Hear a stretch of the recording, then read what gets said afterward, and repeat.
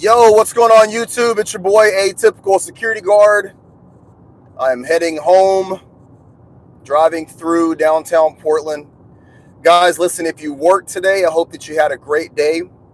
If you were off today, I hope that you enjoyed your time off. And if you're at work, I hope that you guys are in a safe place where you are listening to this. It's not going to cause any problems, get you in trouble, or keep you away from anything that you should be focusing on.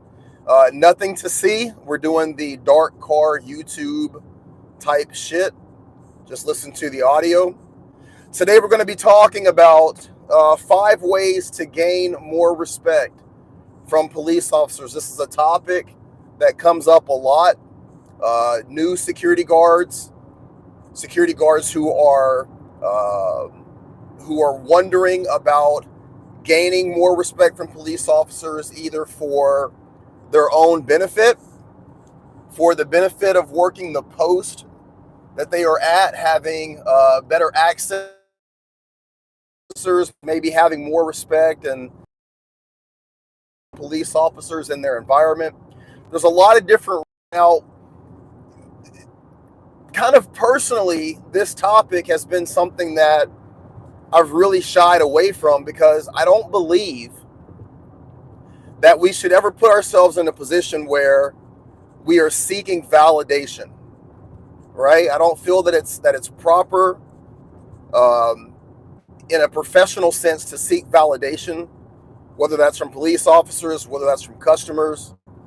You know, the validation comes from the companies that are paying you, the companies that are giving contracts either to you or to the security company that employs you. That paycheck every week, every 2 weeks, every month, that's your validation. But this is a topic that is very important to a lot of people, and it's something that needs to be covered because it's important to you, therefore it needs to be important to me. So I thought about this, and I want to discuss it tonight, and we're going to get right into it. So number 5 is going to be maintaining professionalism. And when we say maintaining professionalism, we mean professionalism in your dress, your demeanor, and your actions. There's 3 levels to maintaining professionalism. Let's talk about dress.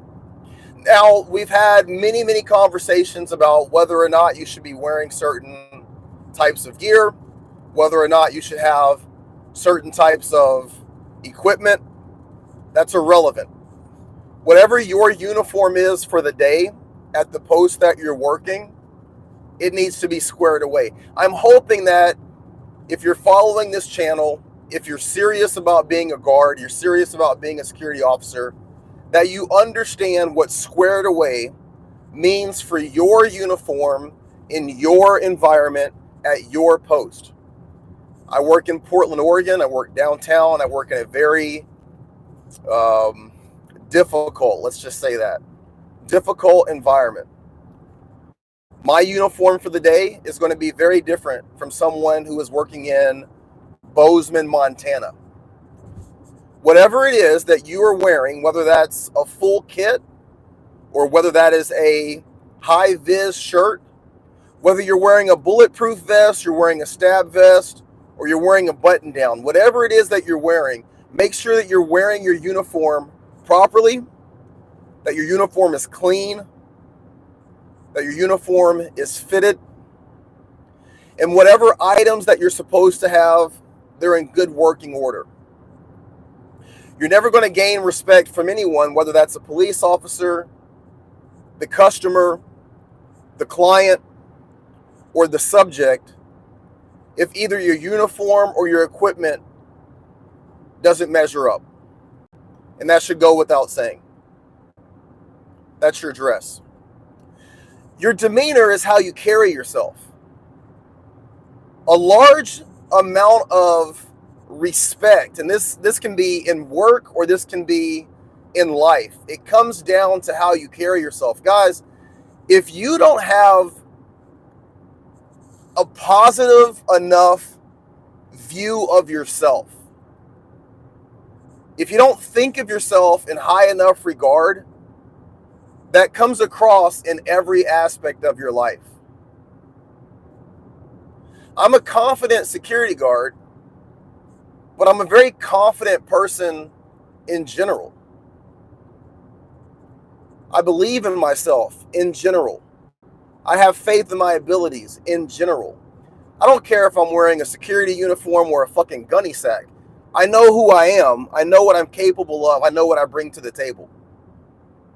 So until you get to a point where you feel confident and comfortable within yourself, there's no level of information that I can give you. There's no amount of YouTube videos that you can watch. There's no self-help books that you can read that are going to have you in a position where other people are respecting you enough to validate who you are. That has to be something that's internal. You have to have a positive enough view and opinion of yourself in order to project that to other people. That is so important, and by far the most important thing that I can tell you guys. So assuming that you have a positive view of yourself, assuming that you think highly of yourself enough to project that to other people, your demeanor can't come across as overly cocky. Your demeanor can't also come across as overly validation seeking. You just have to be. When you interact with police officers, you can't give off a air that you need their validation. And at the same time, you can't be a badge bunny or a groupie. They have a job to do, and you have a job to do. And as long as you maintain that level of balance, that level of harmony, everything will work out.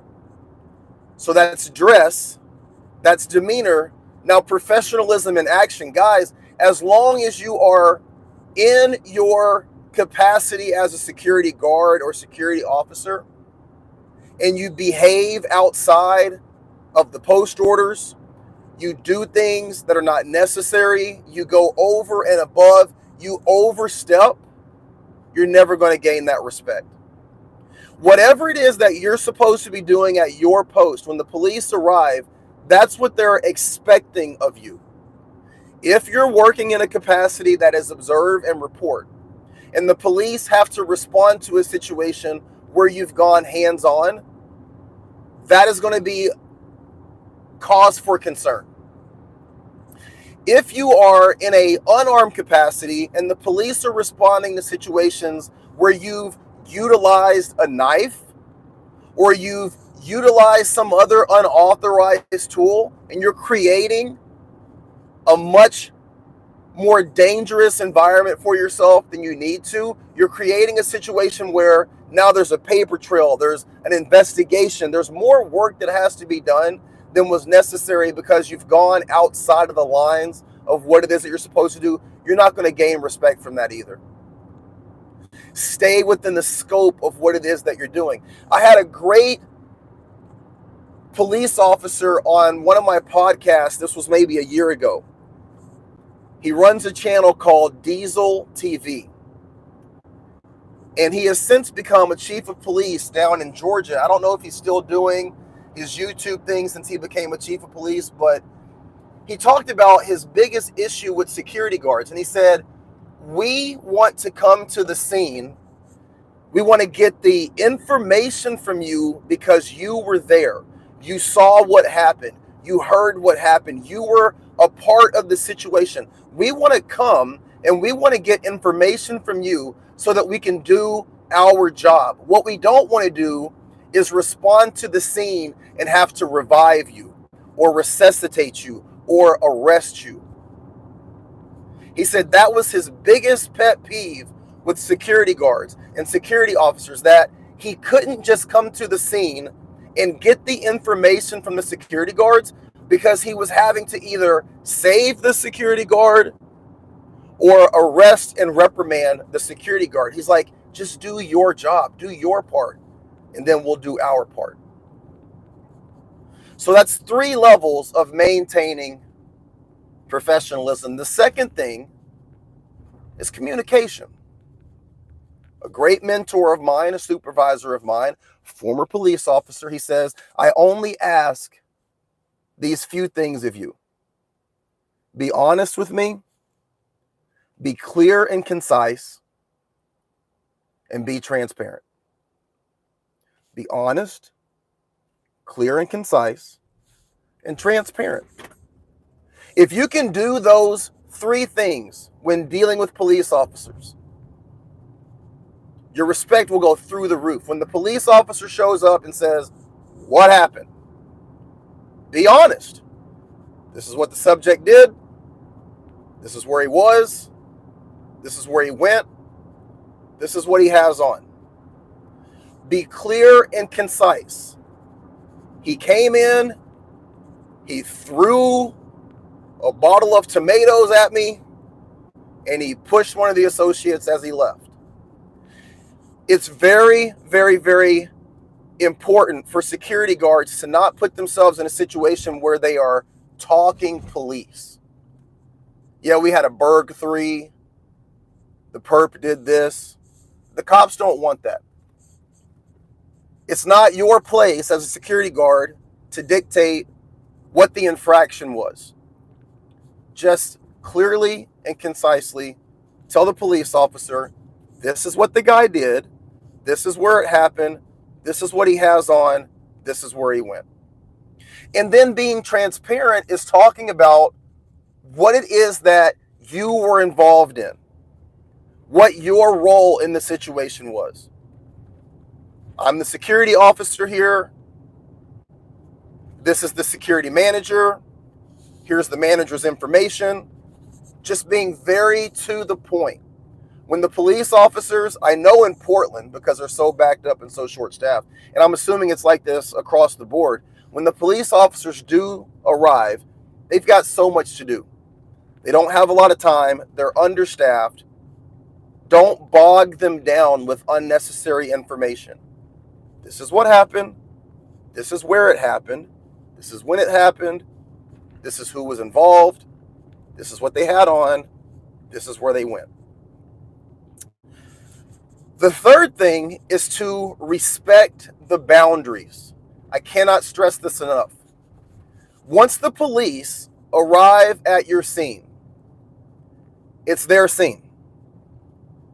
Once you've given them the information, once you've answered any questions, back up, back off, and give them space. Let the officers know, hey, if you need me, I'll be over here. Better yet, if you need me, reach out to the manager and they'll find me. I'll come find you. Here's my DPSST or whatever you guys utilize as your governing body. Here's my information. If I can be of assistance, let me know. And then bounce. Give them space. Don't stand in the scene. Don't try to tell them how to do their job. Don't ask a lot of questions. Don't be overly involved. Once they are there and they've taken over, go ahead and give them the scene. If you respect their boundaries, you stay in your lane as a security guard, security officer, you respect their space and their job as a police officer, in future interactions, you are going to have a much more heightened level of respect from them towards you. And everything that I'm telling you guys, all of this stuff, it takes time. Any relationship, the relationship between you and police officers, you and the management staff, you and your supervisor, you and your coworkers, me on this channel with you guys, it's a relationship. You have to do these things over and over and over and over a long enough period of time. You will see that your respect level with these police officers, with these precincts that are close to where you are, you will start to see a different level of interaction with you than other guards who work for you or who work in that area. Guys, I'm telling you this from firsthand experience. Respecting those boundaries.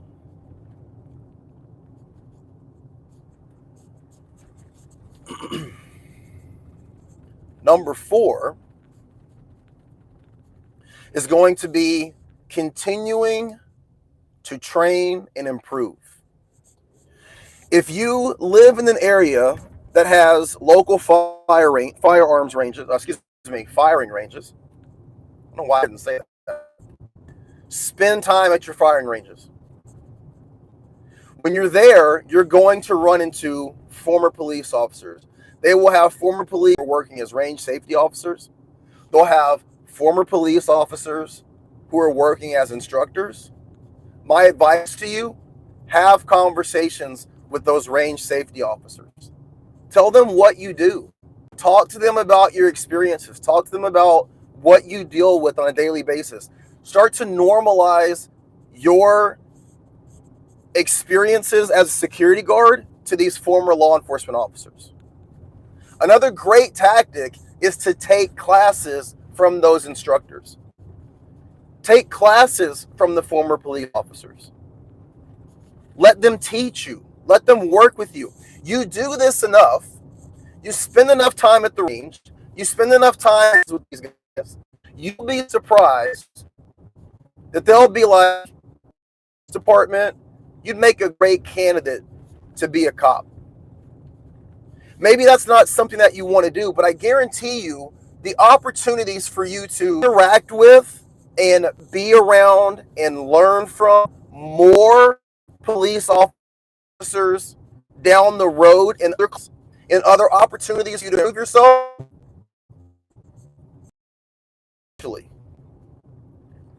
And as you spend time around these police officers, as you learn from these police officers, as you are around them, you'll start to get what's called the rub. And the rub is something that you cannot buy. The rub is what you get when you're around people who've been there. When you're around people with a certain level of experience, a certain level of life experience, you're now having these conversations, somewhat bringing you into the fold, and then you will see that your perception of yourself, your perception of what you do, your perception of society, based on the conversations, based on the things that you're learning, based on the fact that you're developing and you're building, growing, it will make you a more effective and efficient officer. And that is something that you cannot buy, guy. And that comes into the last thing. The last thing is across the board, you have to have communion with these guys. You have to be around them. You have to spend time with them. That can be at the shooting range. That can be you volunteering. That can be you applying. But at some point in time, you have to get around them to the level that, like, in your area, your neighborhood, your city, you're known as the guy that's different. You spend enough time in these environments around these people. Guys, listen, my advocacy for 2A rights in Oregon puts me around a lot of former police officers. Me spending time at 3 different gun ranges and taking classes puts me around a lot of former and current police officers. Me having a desire to teach and train and build and grow puts me in a different light with my supervisors who are former police officers. I take my YouTube experience and I've parlayed that into producing a podcast for 2 retired police officers, where I'm around them as they are talking to people who were shot in the line of duty. Do you think that me being in that environment and me producing something of that level of importance to those 2 retired police officers, do you think that that shows me in a different light than just your normal security guard? Do you think that that might make me atypical? That's the whole point, guys. Your level of respect will be commensurate with your level of ability. And the only way that a security guard, since we have no authority, since we really have no ability to hardly do anything, how do you show that your ability exceeds that of the normal security guard? You have to do more than just go to your post, clock in, and clock out. That means building. That means teaching. That means being involved in classes. That means volunteering. That means being around those officers. That means getting on the news and advocating for the security industry. That means getting on the news and talking about the issues that are affecting your city. That means talking to those officers every single time that they come into the store to shop, helping them find what they need. When they do show up and they do their job, you give them that credit. You tell them how much you appreciate it. You share that with other people. This is how you raise your profile. This is how you raise the level of respect, guys. And it's no different with this than any other aspect. You want to know how you make yourself more attractive to women? You do the exact same thing. You want to know how you make yourself more attractive to an office or to a business that could potentially hire you? You do the exact same thing. It's all the same. That's it, guys. That is the fastest way to raise your value. Raise your value internally first. Know who you are. Know what you bring to the table. Know what you're capable of. Have that self-assurance. Have that self-confidence. Build that up first. Then start to project that. Follow these 5 steps, these 5 tips, and that will help you to raise your value. And once you raise your value, your level of respect across the board will go through the roof. I guarantee you guys. All right, it's about beer 30. I'm going to check and see if there are any comments here. I don't think I see any comments. Let's see. Nope. All right. Okay, guys, listen, that's my sermon for tonight. I have a lot of stuff planned for tomorrow, and I'm going to be putting some information up on how to write a report. Okay? How to write a proper report. I'm going to put that on the membership page tomorrow, guys. So I'm looking forward to doing some great video content. Looking forward to doing some teaching tomorrow. I hope you guys have a great night. I love you all. You guys be safe. You fucking rock. And I can't wait to see you guys soon. All right? You take care. Be great.